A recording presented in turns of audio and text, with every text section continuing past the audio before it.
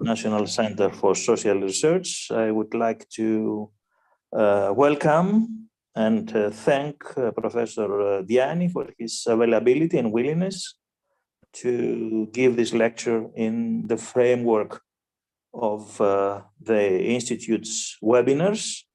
Actually, it is the first webinar, the first public event of the Institute for the new year 2023. And I would also like to thank Dr. Konstantinos Kanellopoulos, researcher with the Institute, for his initiative to organize and coordinate this event. And finally, to thank Mrs. Magdalena Tsevreni, who has the technical and organizational support of this series of public events on the Institute, this series of webinars, and of course, the present event. Usually, most webinars of the Institute focus on the results of social and political research, and less often on more technical dimensions of research, social research. And I think that Professor Diani's lecture and the discussion that will follow belong to this second category, since they will explore the interaction, the relationship between human networks and collective action. I think it's an extremely interesting topic, and I look forward to hearing what Professor Diani has to say, and I'm sure his lecture will fuel a very creative discussion. So let me thank him once more and give the floor to Dr. Kanellopoulos. Okay, thank you. Mario Diani is a professor of sociology. He has been a professor of sociology at the University of Trento in Italy, the north part of Italy, since 2001. He also held chairs at the University of Strathclyde in Glasgow and Icrea Universitat Pompeu Fabra in Barcelona. He has worked extensively on social movements as a particular form of network organizing.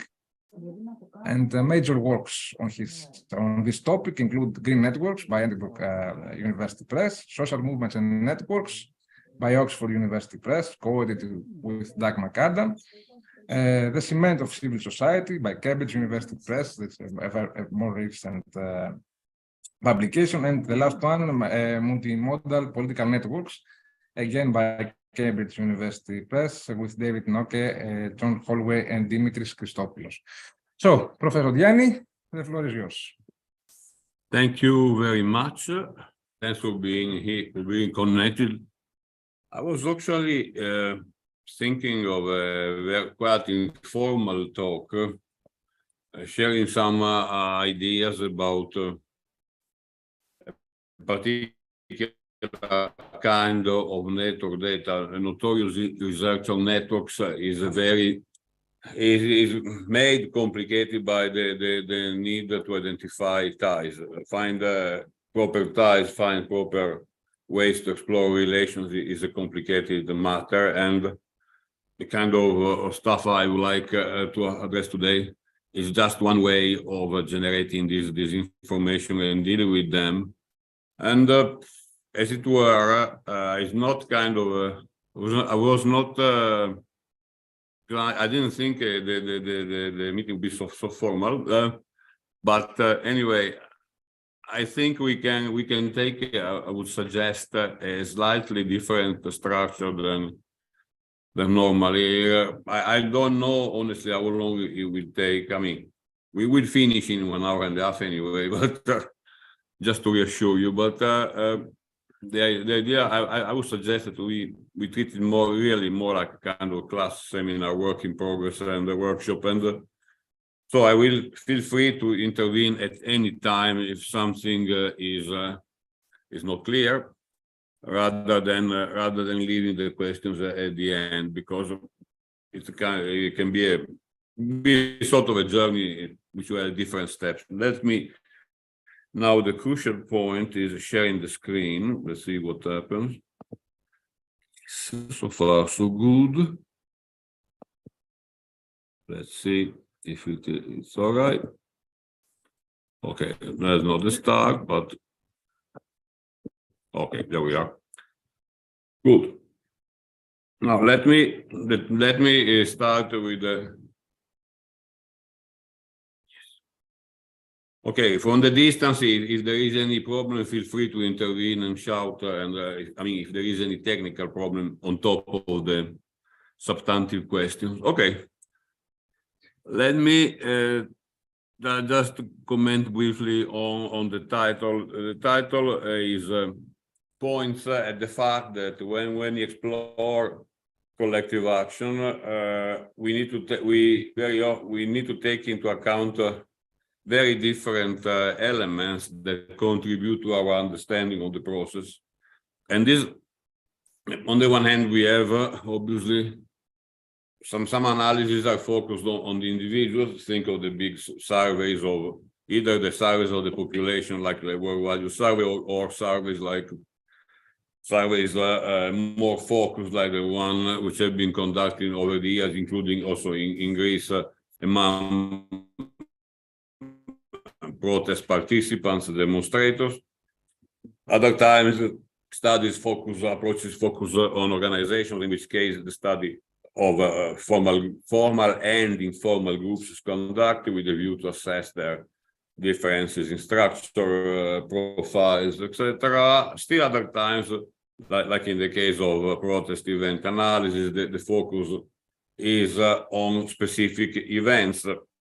The thing is, conceptually, it's very difficult to disentangle, at least it's not advisable to disentangle these different elements, because, for example, just to give a very trivial example, the fact that knowing that a certain amount of people in the population is sympathetic to a certain political cause tells us very little, one, about the extent to which these people are really involved in events. And this still we could find by asking proper questions, but also it tells us, it doesn't tell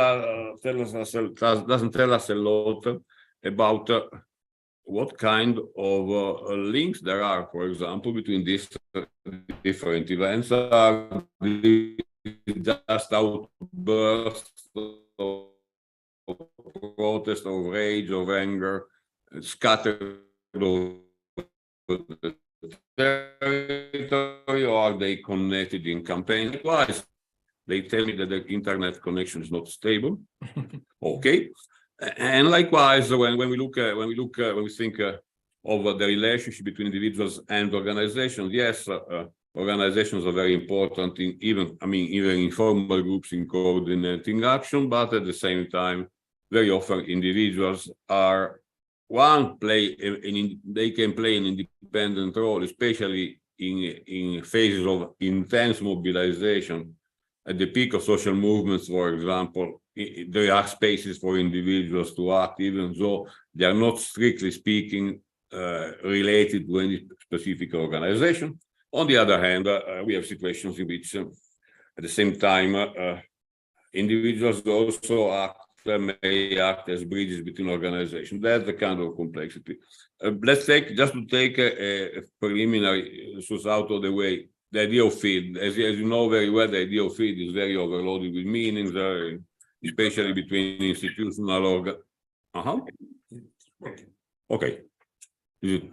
Especially between this controversy between followers of Pierre Bourdieu on the one hand and followers of the same more American kind of new institutional analysis on the other. Anyway, to put it simply, or hopefully simply, I take a pretty much a plain notion of view. Fields consisting of all actors who are in relationship to each other around common meanings and common interests, meaning that rather than, when it comes to collective action, this fundamentally means that rather than assuming a priori what the characteristics of a certain actor are and focusing only on them, I think it's good policy. I'm not the only one, of course, but I think it's good policy to take a broader look at all the actors who might in principle be connected. It's not to a certain issue, to a certain cause, to a certain set of values, and then find out, explore what extent they are linked later on. In particular, when I speak of collective action fields,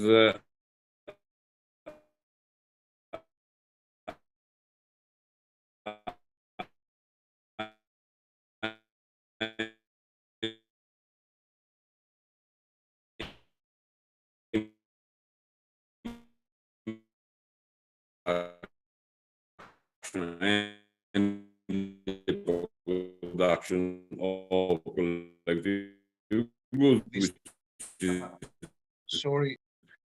I should have added on improve over the years. The connection is really bad right now. Am I the only one who cannot properly listen?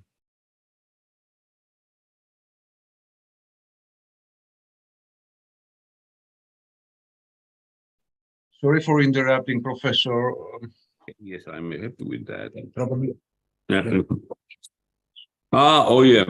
Okay. Probably we'll have to connect with 8th floor, not the 7th floor. Okay, sorry. Can we stop for a second and try to reconnect? Yes. Okay, sorry about that. Okay, exactly. It's the same. This one has the most. We can see that. 3, yes. 1, 2, 3. 1.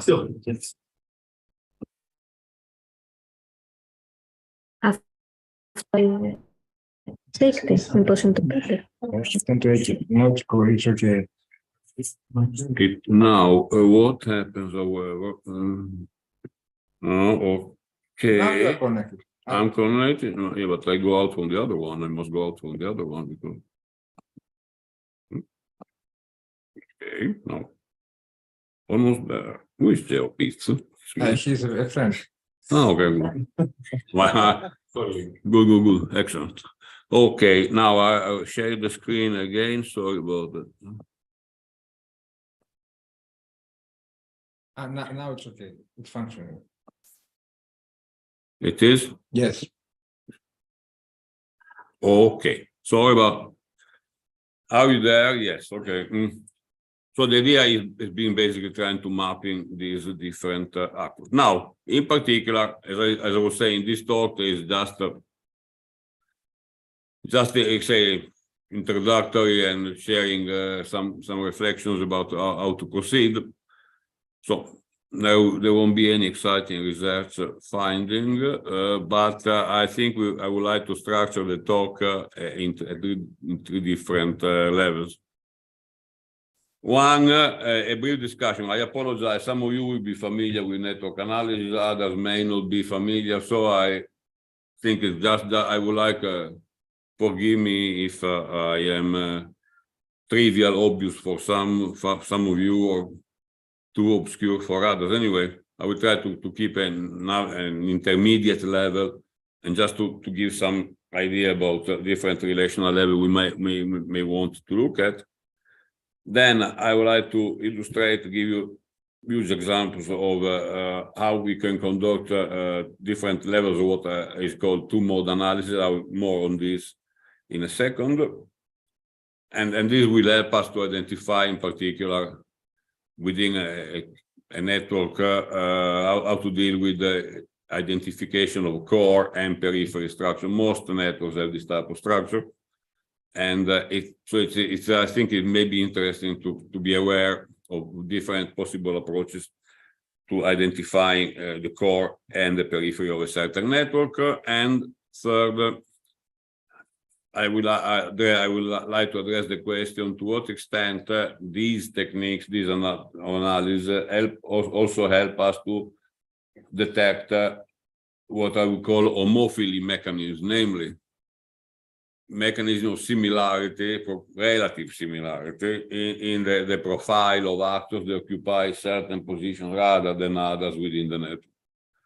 The idea that just to, for those of you who are familiar with the network analysis, there is always this underlying debate about whether what matters are the characteristics of the actors of the relations, and probably, inevitably, unsurprisingly, the wisest approach is to pay attention to both dimensions, namely the simple characteristics of a person may not explain entirely its behavior, but at the same time, relations are facilitated or constrained, discouraged by the presence of certain characteristics in the actors involved.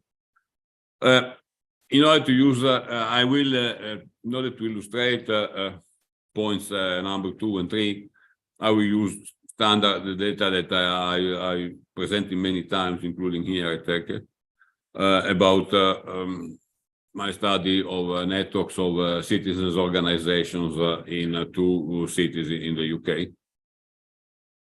Okay, now first thing,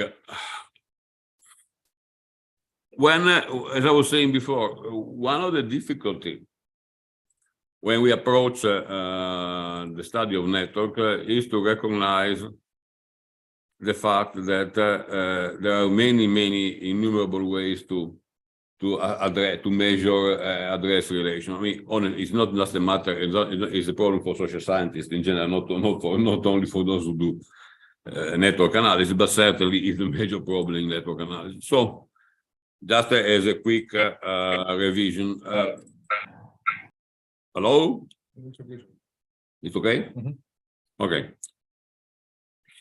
Now, what are relations? Just to summarize, I refer to the treatment that Stephen Borgatti and his co-authors have done in this book, Analyzing Social Networks, that came out at Sage in 2013. There has been another edition, and now, if you are fans of R, the book is also out in an R version. Anyway, first of all, obviously that we have what we might call social relations proper, namely instances of connectivity in which is based, embedded in a specific condition, like like kinship relations, or which imply, in any case, which imply an explicit mutual recognition of other actors, between actors as relevant. And here we have some we can address all sorts of roles. We can have affective relations. We can have cognitive relations, to different in different ways. All the kinship, yes, kinship matter, but in a broader sense. But certainly, the relationship that we identify within collective action fields are certainly a combination of cognitive and affective, and sometimes even in certain particular contexts they can even take the form of roles. But no, I don't know why we went ahead. Anyway, then there another way that we can talk. Another approach we can take if we want to use to explore networks in the broad sense is looking at the interaction. Interaction is not necessarily a relation. Interaction can take place in again in some cases there is clear recognition, but there is not. That may not imply necessarily a specific recurring pattern. Actually, the extent to which interaction is recurring is usually regarded as an indicator of the potential of the interaction to convert into something more stable and permanent. Persistence, we can, and for example, one issue is regarding our specific field is to what extent interactions in the context of public events can generate eventually relations, feelings of can transform in a sort of a social relation of a certain sort, and this is one question which is very often addressed. At another level, we could think of relations as flows, information flows. This is not so much between because organization you need to have somebody, but for example, there are flows of information between countries, within research system. There are flows of info of personnel between them, and you can also use those indicators, those data as an indication of a possible type, possible exchange. And then there is, yet again, and there is finally, in the sense that to cover this typology, there are in particular the kind of ties I like to talk about that today. Ties that relations that originate from similarity in sharing certain characteristics. And here again, the most, I would say, the one which is most relevant from our point of view, I would say, is also more salient, more significant, my personal interpretation of the scheme, is the one which refers to membership.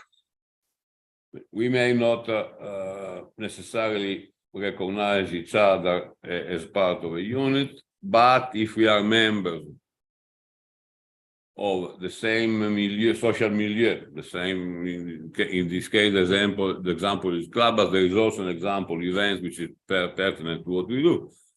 We may not be directly aware of each other as individuals, but if we have a sustained experience of certain social environments, then we have at least a good chance to be, we are exposed to similar messages, we are to some extent, we have exposed to the opportunity to grow, to develop a common. It's going too fast. Okay. I didn't instruct the thing to go ahead without permission. Anyway, so the idea is fundamentally a tie can originate from the fact of sharing some important characteristics. Now, we can the same to some extent location, to be located in the same, to be operating in the same location, in the same specific setting, for example, the same neighborhood within a larger city can be regarded as a potential source of convergence. Is clear. Then in the typology of Borgatti and Everett, they also mention attributes, which I think it takes a little bit very far ahead, because at the end of the day, we fall into attribute analysis rather than relational, strictly speaking. But anyway, I think the fundamental point that this type of these examples suggest, recall, is that we do not necessarily measure a relation to direct recognition, but to the fact that people may share, or organizations may share the involvement in a certain set of activities. We can conduct study, for example, of cultural consumption by looking at checking to what extent people with different characteristics co-participate in, co-enjoy certain type of cultural events, or we can, to stay closer to our specific focus, we could use this logic to explore, for example, to check, test the presence of a specific political subculture or a specific alternative scene, counterculture. There, again, as usual, there is a huge debate about what is the best way to capture the fact that people live somehow in community, share some element of community when also being involved in, I don't know, Google Drive again. Okay, so there is this can apply to, this logic can be applied to the level of individuals. We can also think, of course, of organizations, of people. Organizations promote events, organizations converge in events. Sometimes they do in a very explicit way by co-promoting the events. Other times they join they join activities promoted by others. But in any case, they get into touch, not just because their leaders identify the other organization as very relevant, very important, or because their members in general feel very close to the other one, but they also get connected to this type of experiences which are shared among them. So this the idea of the two mode. Let's say if we think in network terms, the social relations I started with are usually referred to as one mode, in meaning that a network is represented as a matrix in which the rows and the columns of the matrix consist of the same type, the same or mode of elements. So the one mode network of individuals is a set of individuals, say in this case, activists recognizing each other as partners, as friends, or similar. And a one mode network of organization would consist of organizations identify each other as partners, etc. In the other case, we can also try to think of more complex modes, but I will stick to the two modes for now. In the other case, instead, we have representations of the data about relations in which we have in the rows and the columns of the matrix different elements. For usually in the rows are the actors, could be individuals, could be organizations. In the columns are, for example, activities. But we can also represent, for example, individuals and organizations, individuals in the rows and organization in the column, indicating whether each individual belongs to a given organization or not. We know that when people tend to participate in more than one organization at the same time. So that's the kind of. So far, so obvious. It's okay. Okay.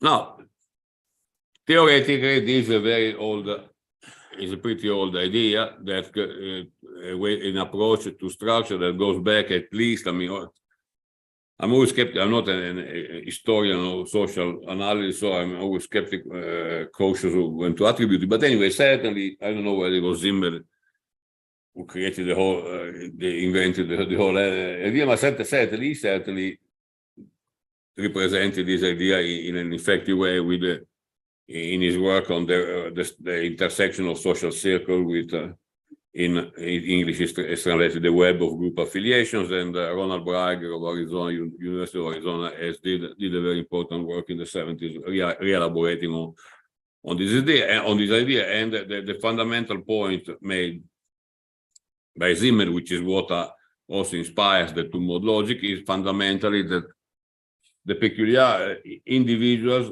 are connected because they share membership in different types of groups. Zimmer wasn't talking about organizations. Zimmer was talking about social entities, the guilds, the medieval guilds, local communities, particular social classes, families, etc., or professional groups, etc. But so individuals are, the more we are connected, the more we share different multiple group memberships on the one hand. At the same time, we also connect, as individuals also connect different social groups by being members in those different entities. So that's the fundamental idea. Behind and the link to this is also the recognition of the fact that very often social relations are constituted and take place through practices that develop in specific contexts. So the question, for example, in relation to put it very simple, to class identity, the question would be: is it the fact of being a worker in a contractual relationship to an employer that qualifies, or is it the fact that as a worker I operate, I live, for example, I work in a huge organization and I live in a neighborhood where my fellow workers live, and this provides the basis for the interaction, for the mutual recognition, for the solidarity. That's a question, for example, that later Roger Gould addressed in his study on the Paris Commune. I mean, it touched upon this issue. More generally. Excuse me, Mario, may I ask something right here? But speak loud, because this is not the example you just mentioned and the work of Roger Gould. It's not based on practice, but it's something that it's more or less doesn't refer to a practice. Well, it referred to practice indirectly. He didn't use the word, but it reflected the fact that what created the solidarity in the Paris Commune was the fact, not necessarily the fact that people were workers, but the fact that people were workers located in specific living, in specific and marrying into specific neighborhoods of Paris. So, in this sense. Yeah, but still, you don't need more elements. I mean, for example, in the Paris Commune, that we used to go to the same clubs. Yeah, that were very important. Yes, but these are the practices. Okay. The fact that the way to which you enact your lifestyle, you give you translate, you operate in everyday context, and also in specifically political context. So the idea is that beyond the fact that you have certain values, certain beliefs, certain orientations in common, what actually qualifies the relation is the fact that you are located in a specific setting and interacting on the basis. And the idea is that fundamentally there is the actor and the event contribute to the definition of the relationship jointly. Now, sorry, there is another question, yeah.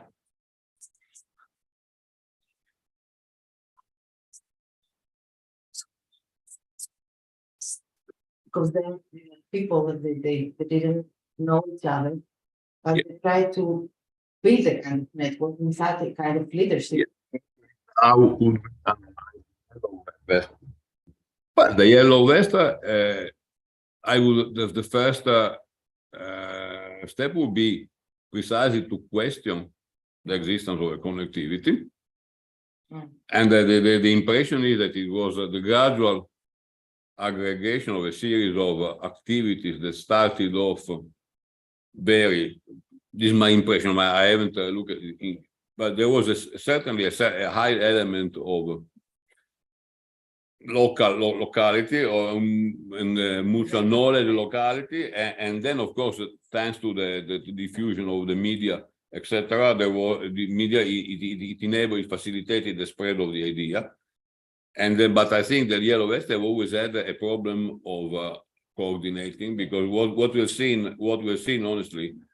What we've seen, have seen some very impressive national demonstrations, but they were, which lasted remarkably, considering that. But this is I think, is a kind of connectivity which is conceivable, also made possible by the current media system. The question is whether this provides the basis for generating longer lasting, more solid coordinating structure. That's an open question that I think we might go back to that perhaps. There is another question. Yeah. So, Mario, so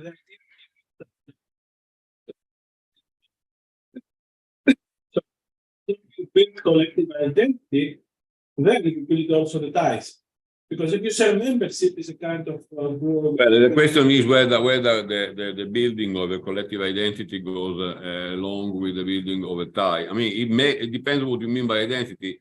Any kind of tie has an element of recognition. So at that level, yes, it's an identity. If identity you mean a solid definition of a we, collective we, that's another level of identification. But in terms of it depends what you mean by identity. You need, in order to be you need a recognition, mutual recognition, also even for adversarial relations.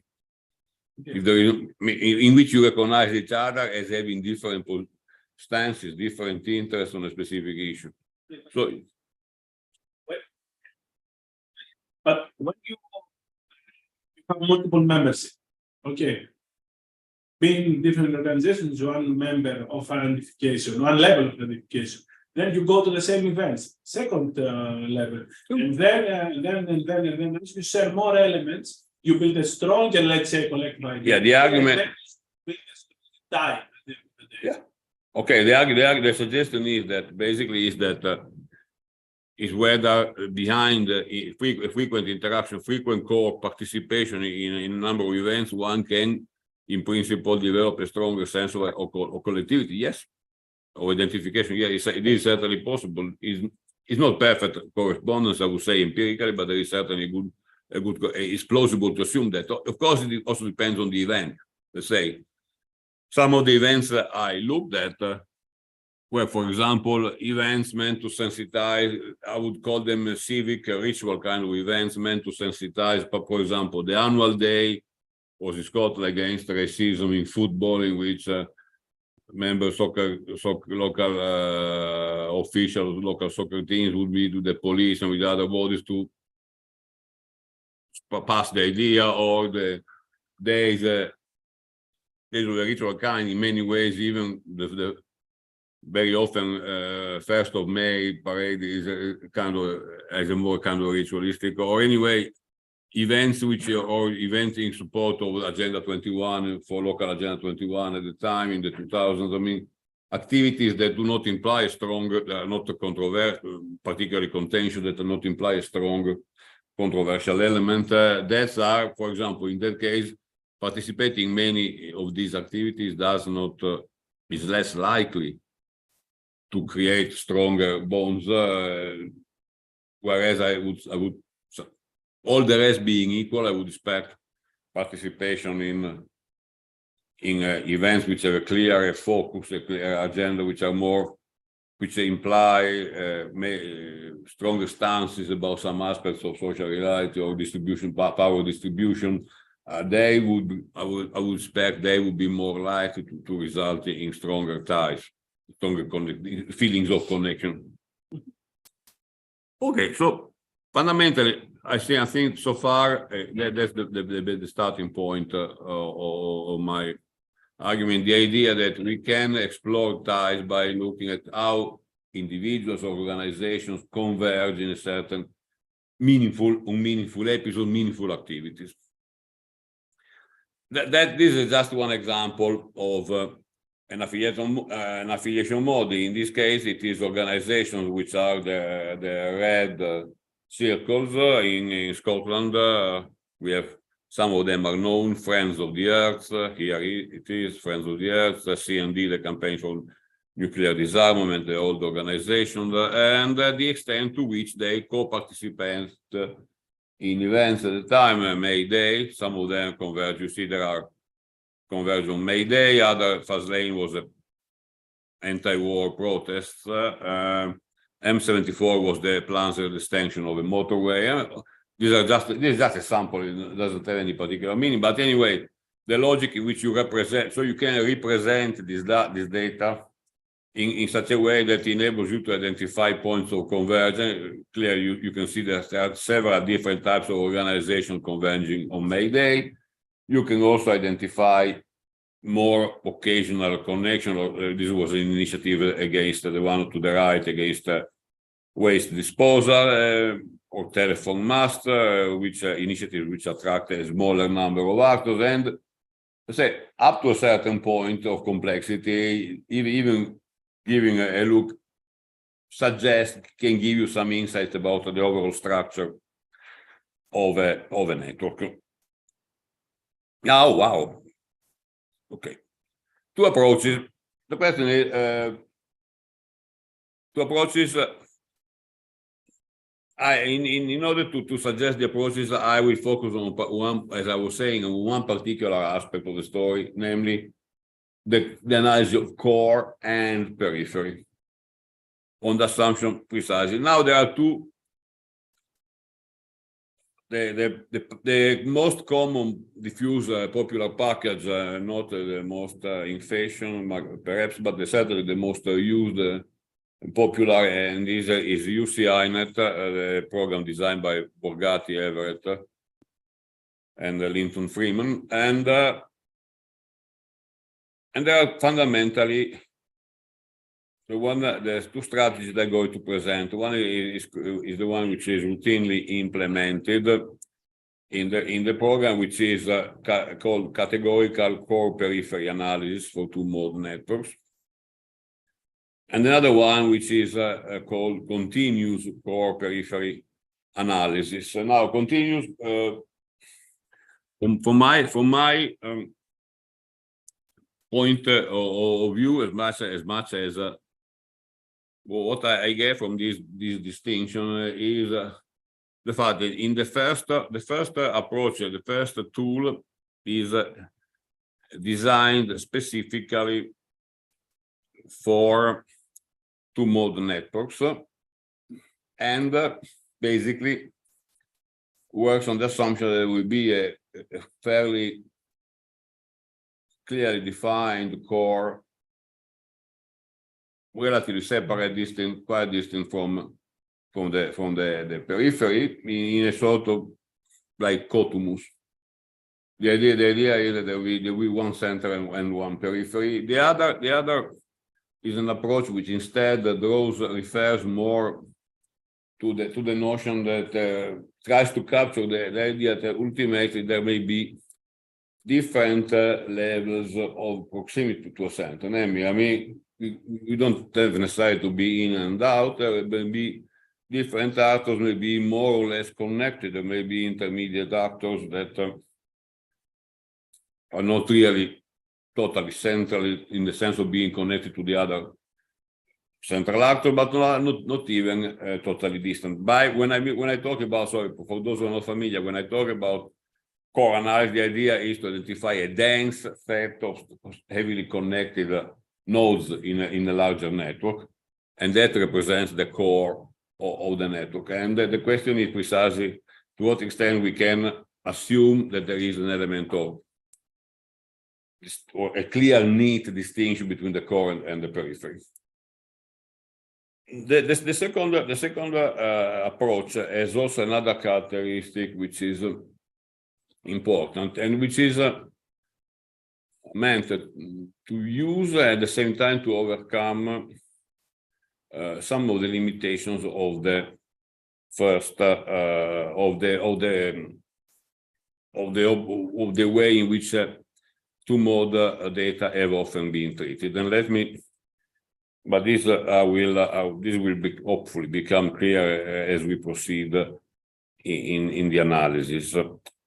Let me show you first of all a first example with as I was saying, the data. What I'm going to show is a selection of data which refer to 150 core individuals, or call them activist individuals, in the larger network. They were playing important roles in 97 organizations altogether. I studied more than that, but this is the ones for which I was able I managed to collect also data about the leaders, so to speak.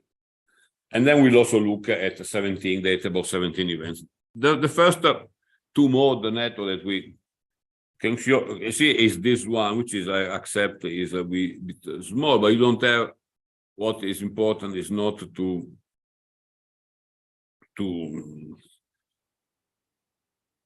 go into the details of the single actor, but just to capture a little bit the overall structure. Just for those who are able to enlarge their screen, the circles correspond to individuals and the squares correspond to organizations. So what you can in this case here, throughout there is a huge number of pairs which are peripheral, and those are the cases for which I was able to contact only one member, and whose member who was not a member of any other group. So even in this particular case here, we have one organization for which we interviewed two members, but they were only members of that organization. So this suggests that fundamentally this style of networking, if you want to abstract from that, which is fundamentally based on the privileged relationship between a specific group and a specific. I would call it. I would suggest that it is closer to a standard professional type of public interest group format. You are a member of one. You don't bother about engaging in many different activities. You are focused. You are for example, a quasi-professional activist focused on one activity. You are a member. You are from your organization, and that's it. So that's the kind. Or conversely, you are a member radical sect in which you think you're the only carrier of the truth, and you stay, and therefore you focus only on your own group without to the detriment of all the others. So the relational pattern doesn't necessarily correspond to the same content, but this is a style in which the loyalty to a specific organization, no matter what its characteristic, is paramount. And the rest instead is a larger connection. There is a question? A small one. You talked about activists and organizations here in this graph, but are there any activists that do not belong to an organization? In this particular case, no. Okay. It would be conceivable. Because It would be conceivable. It would be important to. 2-1 has no connection with anyone. No. They are all connected to at least one. The top one. No, there are. There you can see the light, but there is one. Okay. They are connected. Sorry for the who is in the distance. Okay, now what would have been a traditional way to deal with the fact that ultimately the two mode, how to go with the two mode. One way to recognize the idea by Zimmer, the idea that I mentioned by Zimmer was individuals are connected to organizations, organizations are connected to individuals. So one way is to deal with recognize this issue is to transform the two modes into two different matrices, both square matrices, in which the nodes are turned into one single mode, and the connection between the nodes is given by the amount of activity they share in the other node. Let's put it, for example, this is not the one I wanted to show. Sorry. This one is this is a type of this is an illustration of an activist by activist network. Is 150 by 150. Here the connection is found. A connection means that forget about the Jacquard, which is not is a typo. Here the connection is basically there is a connection as long as two people are active in one organization. Okay, so we have a number of people who are members of only one single group, the one we saw the side, and then we have people. You saw the guy we saw at the bottom of the network. Two people are members of the same organization and only of that. So they represent a dyad in technical terms, and then there is instead a big central component of connection. So the first evidence that we get from these are small data, few data, just illustrative. First of all, there is a huge level of connectivity between people shared by the fact that they share at least some kind of organizational experience. Second element, the ones in the nodes in green are the nodes which have been identified, could be identified as central in the core. The interesting thing is that these people have been identified as such through a procedure which doesn't uses a criteria or which is called coordinates, namely try to estimate to work and make an estimate of how distant in relative terms each node is from the core of the network. So the very core is represented by the nodes which are most strongly linked to each other. But gradually, the idea is not to say to identify once for all who is in, who is out, but is to reach the same result at the end, but through a gradual approximation measure of the distance that each actor has from the core. So you can see that clearly, even if you think in terms of steps that people have go through to the different personal connections, clearly those who are outside, the ones in red are even physically located more distant from the center of strongly interacting individuals, and the size of the nodes is proportional to the number of membership, the multiple membership that people have. But in any case, this type of so what we get in this particular case is a representation of the ties between individuals, which are made possible by the fact that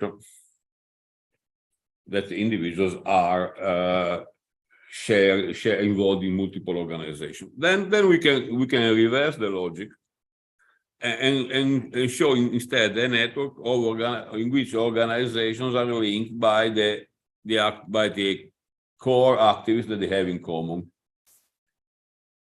Again, for all the differences of the situation, what you see here is once again a number of organizations which are isolated because they cannot rely on those connections, but at the same time, a number of heavily connected, heavily linked actors, and instead a periphery in which the connections are weaker. Now, with this logic has been used many times and to good effect. The question is that if we stop at that only at that level, we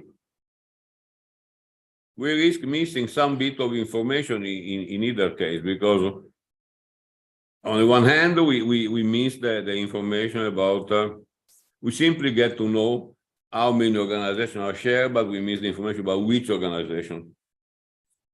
So we simply identify that there is a core of actors which are strongly linked to each other, and we have no idea about what are the organizations that are similarly located at the center. On the other hand, if we look at from the point of view of the individuals, in many ways, it's the same. Sorry, here we have organization, but we will know what's the kind of individuals that connect them. For example, these are civil society organizations, and there are recurrent arguments also in purely political gossiping or in terms of political polemics about the extent, for example, to which radical actually monopolize civil society to a measure which even exceeds their actual relative weight, or vice versa, the extent to which it is more moderate actors who are capable of launching bridges. You miss, if you represent civil society with this map of organization by organization, you miss this type of, you risk missing the type of information. Who are the individuals? Is there any characteristic? Maybe not, but the question is a good one. Is there any characteristic of the individuals that might help organizations might create these channels of communication? Who are the most radical because they are the most active, the most determined, the most involved, or is it perhaps the ones who have a greater capacity to mediate between different positions? I mean, these are all questions that you get lost into this case. So this suggests that fundamentally there is a possibility to recombine, to bring back these two dimensions is by fundamentally taking the original two-mode matrix, in this case individuals and organizations, and do not run a core periphery analysis on the totality as the standard procedure does, but simply conduct a core periphery on the two different one-mode network you have generated, and then use the partition which has been produced in each case, and bring it together, represent it, and use this representation to represent the original two-mode matrix, therefore without losing the information connected which is present there. And that's exactly what comes out. This is the same two-mode network. So we haven't collapsed it into one single mode. And basically what we have in pink are the peripheral, are the actor. You can see there are, if you are sharp enough, there are circles and squares there. So these are the actors that we have identified as peripheral in the two analyses conducted on the one-mode co-occurrence matrices.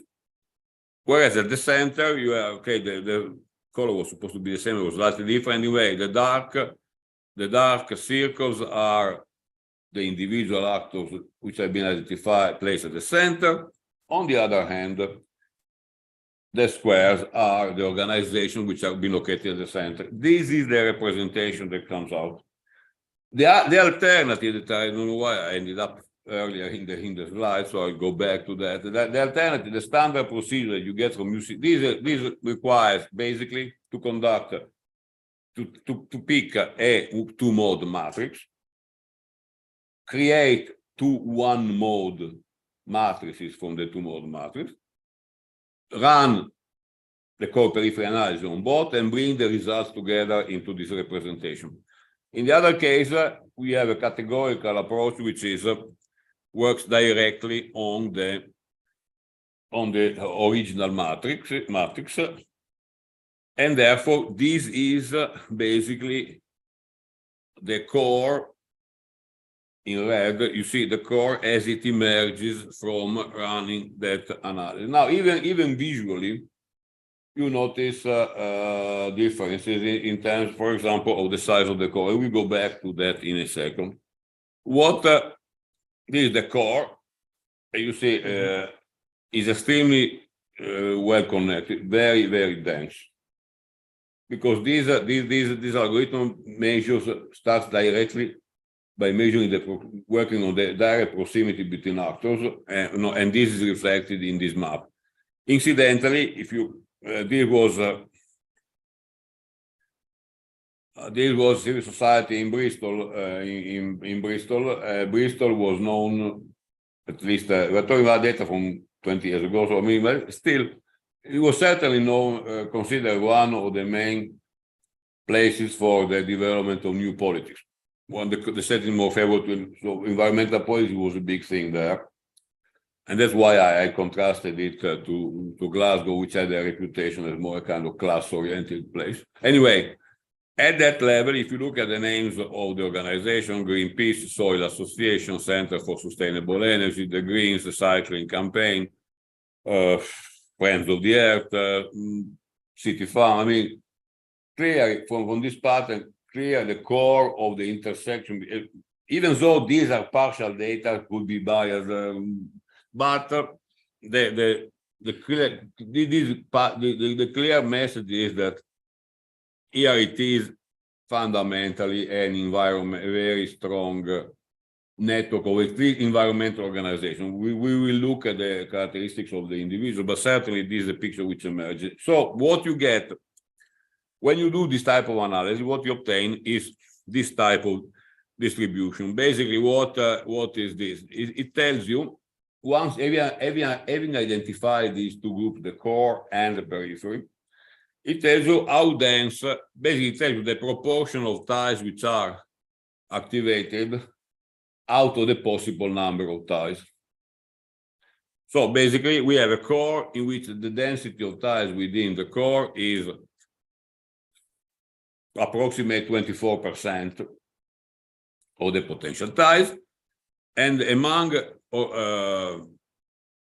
individuals and organizations in the periphery is about 2%, less than 2% of the possible ties between them. In sense, possible ties means obviously that if we have 190 or 80 individuals in the periphery, and we assume that to be member of all the 97 organizations, which is absurd. It could mean clearly, it's not surprising that the numbers are small. The core, partially this is linked to the different sizes, but this is what you would expect. The other thing is you can also use this. What you see to the right is called an image matrix. Basically, is a simplified version of the structure in which you score a 1 for the block of the structure in which the density is above the average. The average value is just about 2. 0.02 means throughout the network that you have about 2% of the possible ties, and clearly in this case you have a core which is kind of, we might call it, Ronald Bryer called this a cocos structure, in which there is a core internally connected with very little connection to the other parts. The story is different with the other approach, which you will remember is based on a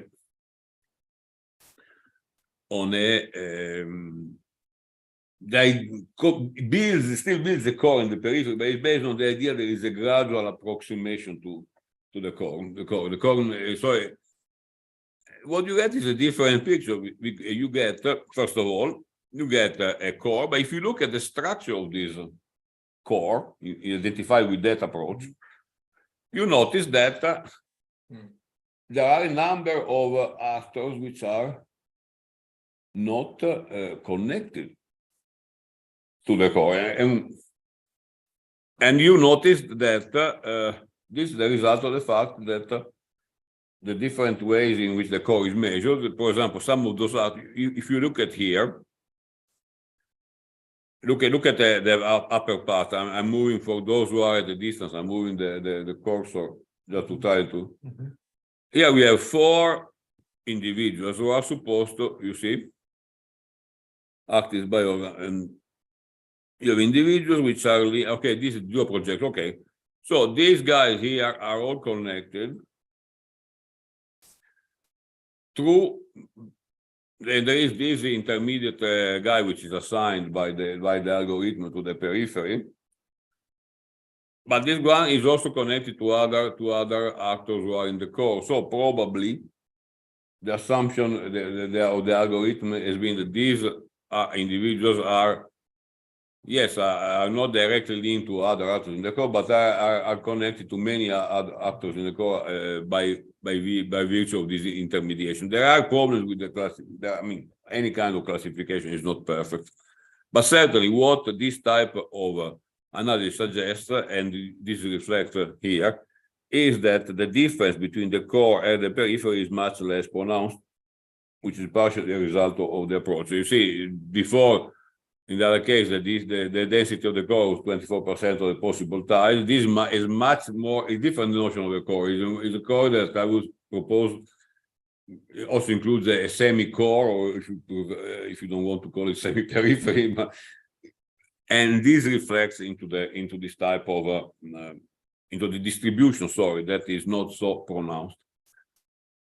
So this is the kind of Great. Oh, is it okay?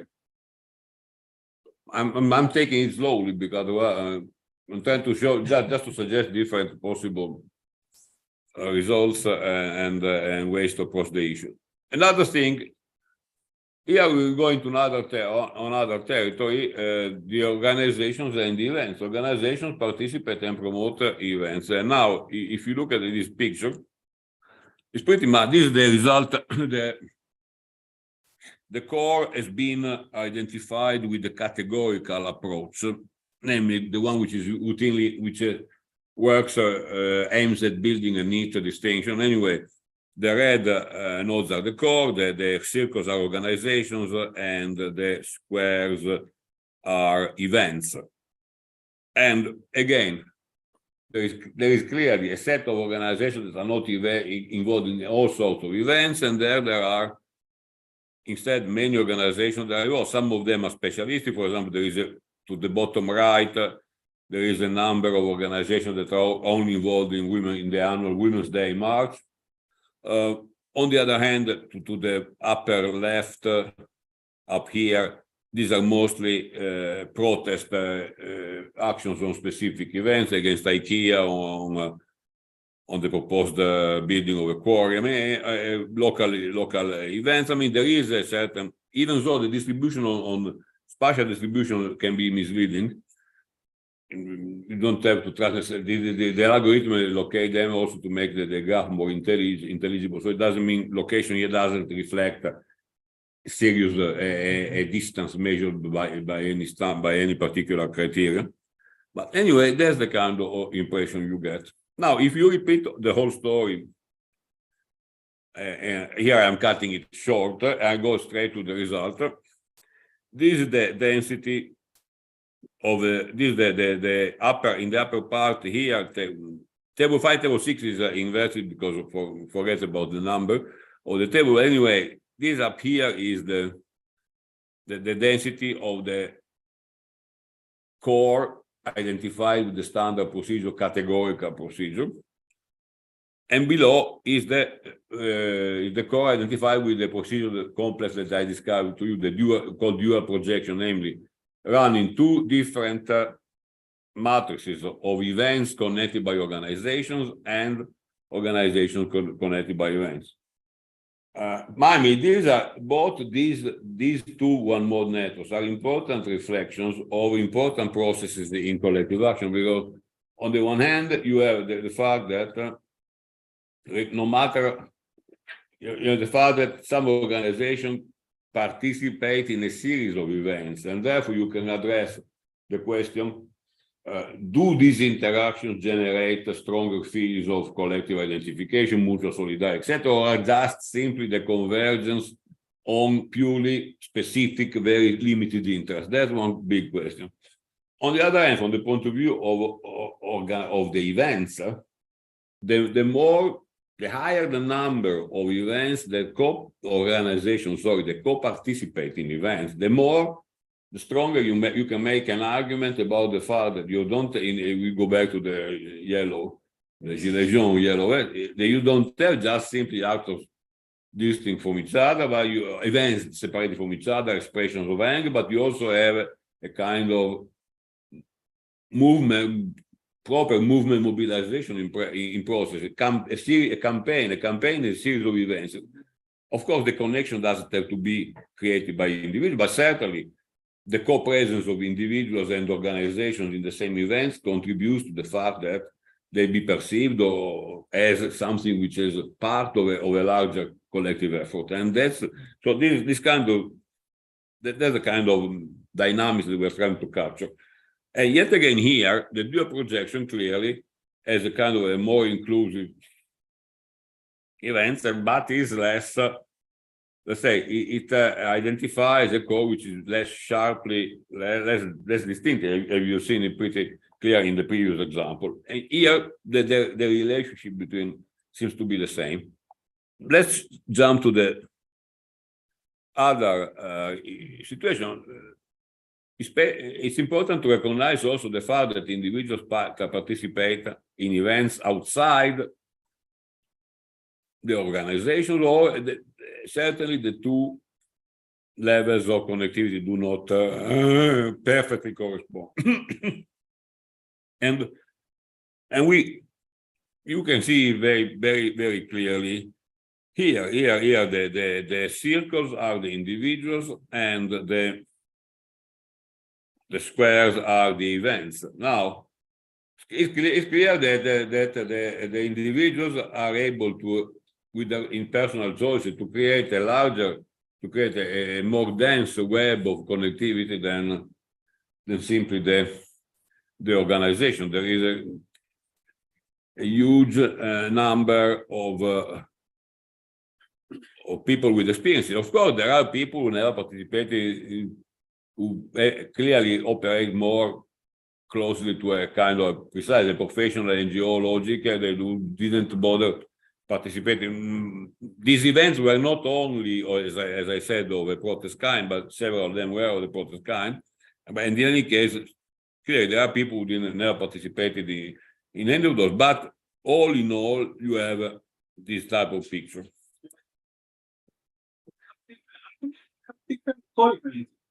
Because in the previous example, exactly. The conference was the Women's Day, actually, and now the conference is There are many, but you can see. Yes, exactly. there are- No, exactly. That is the difficult element of the. That is the element that needs additional thinking. It's clear. You introduce the problem. Is we are talking about multiple levels of connectivity. So it's not. We need to be careful about the fact that the role of precisely what we see, the role of organizations in connecting events is not the same necessarily as the role of what you could do. Effectively, would be we could do it. It may, I mean, you don't have the time to explore that, but we can certainly do a comparative analysis or simply a correlation analysis of the extent to which the ties created by the individuals overlap with the other ones. And this is not, but this is simply, I mean, the message in this regard is simply that you need to be careful to jump to conclusions if you're conducting an analysis in which you're looking only at a certain level. And you can make an argument that actually the ones that create the important contacts are the organizations, because if you take a perspective in which emphasizing the importance, the structuring role of organizations over the collective action process, but you can also make a claim about the fact that ultimately, beyond the organizations, the individual activists with the multiple activities are able to create bridges, to create an underlying level of integration, which is not necessarily reflecting what the organizations do. So the question is, it depends what kind of aspect you're interested in exploring, etc. But there is not one structure. This is a fundamental point. There is one real structure. There are several structures, and you try to capture them as much as you can. If we bring into the analysis numbers, number of participants, etc., can it clarify a bit which is more important? Because we can see which were the major events in a matter of participation, etc., and then we make an argument that the more people attending these events, and then we can see the question. Okay. Yeah. Let's say more than only creating. Yes, the question here was whether we can take into account the size of the events to adjudicate about the relative importance of involvement in certain activities rather than others. Yes, you can do it. The only thing is you need the data for that. You need reliable data, and here the perspective which comes here is from some of the core activists, and I'm not sure honestly whether this is a correct picture, because the rate of response was limited. This is pure exercise to show how you can combine different relational levels, and you need proper data. If you have the data that enable you to, and then you assign a weight, so you can assign a weight saying the tie between two organizations changes depending on the importance, for example, of the event. Yes, it becomes very complicated, but in principle it's possible. Now, here is again this time the co-periphery matrix identified with then we can go. Identified is at the bottom. So once again, the core is more dense when we apply the standard model than in the other case. However, having said that, it has to be said that in both cases, unsurprisingly, especially in the case of the individuals, in both cases, the density generated in this way is higher, as I was remarking, than the density between events created by organizations. This is inevitable, regardless of the logic that you use. Again, I mean, question is interpreting what the substantive meaning of this, but of this certainly, for example, it suggests. In this particular case, it suggests the fact that there is not clearly a polarization there is no polarization whatsoever between, say, protest events and civic events. One could have the expectation that protest events are attended by a certain crew, and other events are attended by the other crew. There is big distinction between sectors. This certainly is not carried by this type of evidence. Now, final point. We will go quickly because I think we're getting. We still have 10 minutes. I mean, the thing is, what kind of profile have these events, and these events is not complicated because it's more the individuals and the organization that occupy the different positions. Now, here, just to illustrate, I simply offer bivariate distribution of properties. So, and it has to be said that this is let's focus on the first two columns. There are the organizations. These are the organization by. So, what is the profile of organization occupying the core?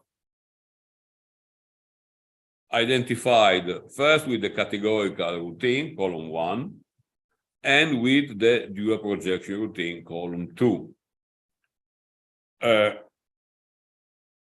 So what this into brackets, we have the presence of a certain property in the general population, and we have instead the feature which is dominant, which is found among members of the core group. So, for example, just to obviously, I'm not going.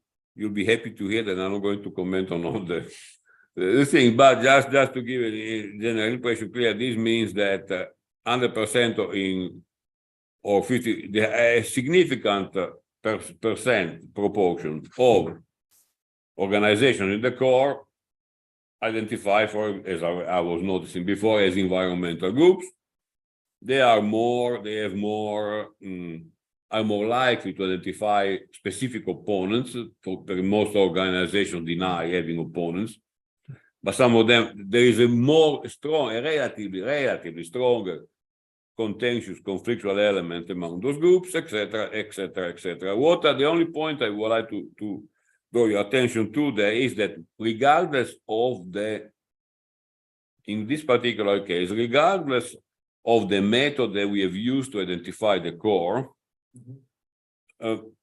the impression that the profile is fairly similar. You will see the same characteristics which characterize in a positive or negative way overrepresented or underrepresented in the sense in the core. For example, the organizations in the core are less inclined. The last line in this slide, they are less likely to depend on public funding for their survival than the rest of the population. For example, this opens up a number of hypotheses. The list continues, and there are a number of features which are not significant, but anyway, there is a sufficient number, so to speak, attention in global issues, attention to ecological issues, attention to globalization issue.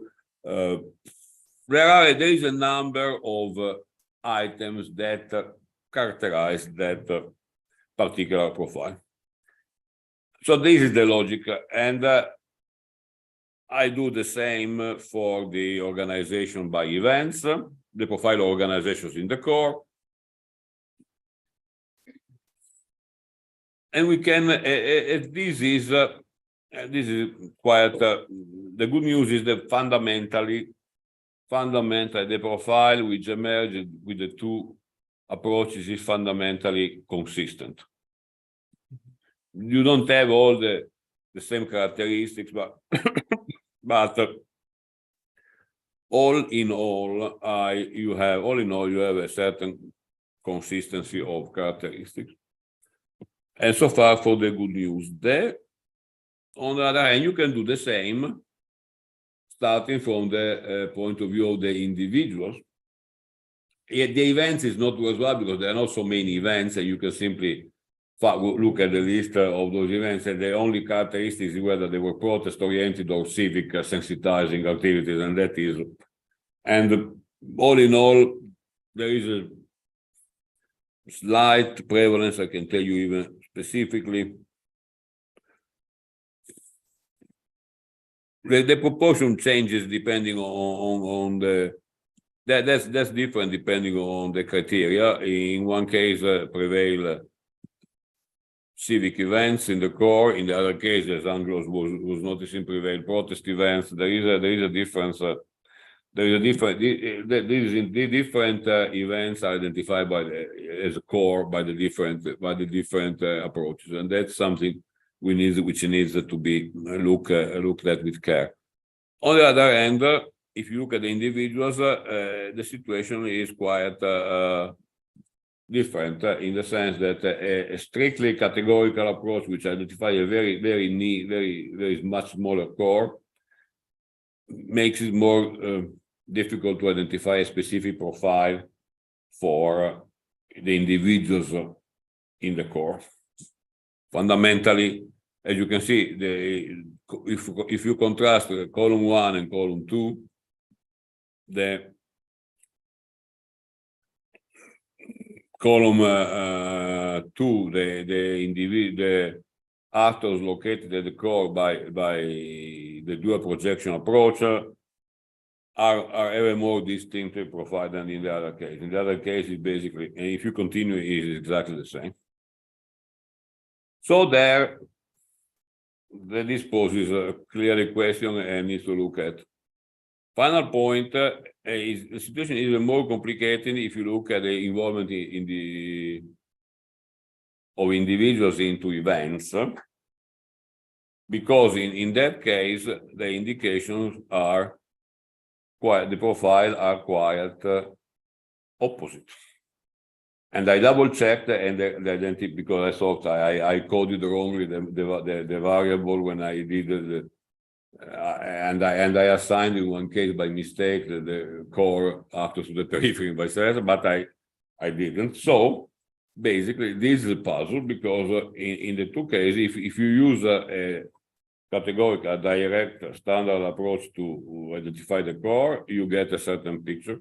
If you look at a more the dual projection approach and you bring them together, so you use you have a kind of more inclusive criteria to identify the core, you get a different picture. And I know I would be happy. Would like to have a clear explanation for that. Unfortunately, I don't. It's a matter of reflection and say there is something to think about possibly because my only is that the profile ultimately precisely because the individuals tend to behave in a more erratic way when it comes to participating in events. We are talking about forms which are not very demanding. We are really talking about instances of participation by individuals in specific activities which may be driven by a more complex set of mechanisms, and this might lie behind this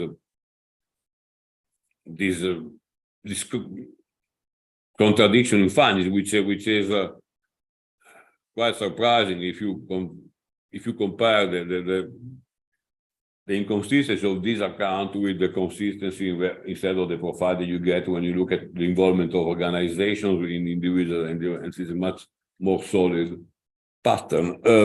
So basically, if we want to summarize, first, the density of the core is always higher when we use the categorical to mode routine instead of the dual projection that I mentioned. The core is always bigger in the dual projection approach because it's more inclusive. And as I was saying, this summarizing the other element. The profile of core organizations is identified by very similar, even though the differences are sharper when we use the traditional standard approach, but we need to be aware of that. But fundamentally, the two approaches seem to be generating fairly robust conclusions. When you bring in the individual, as I was saying, the picture is much more complicated, and I would. So I think the fundamental point is the answer to all our doubts. Is it extremely solid response? No, but I think it opens up. I think it opens up a number of, I would say, interesting questions regarding the contribution, the different types of actors, bureaucratic and individuals, can give to the structure of collective action processes, I would say. There are questions from the distance. Very grateful to people who stayed on until the very end. Not yet. We don't have any questions yet. Okay. Questions from the room? So I could ask something. I mean, certainly this kind of analysis, network analysis, is based very much on that data, more or less. And I assume that this does not only apply to organizations and protest events and individuals. You could also use it if you have discursive data, I wonder. Absolutely. There is a huge line of analysis on semantic networks, which approaches the structure of, for example, of political discourse, because we're talking about politics, but any kind of discourse by combining meaningful elements of speech. There are software specifically designed for that. And Philip Leifeld, I think, he's moved so much anyway. He's in Britain, and he's got his own package, and there are several.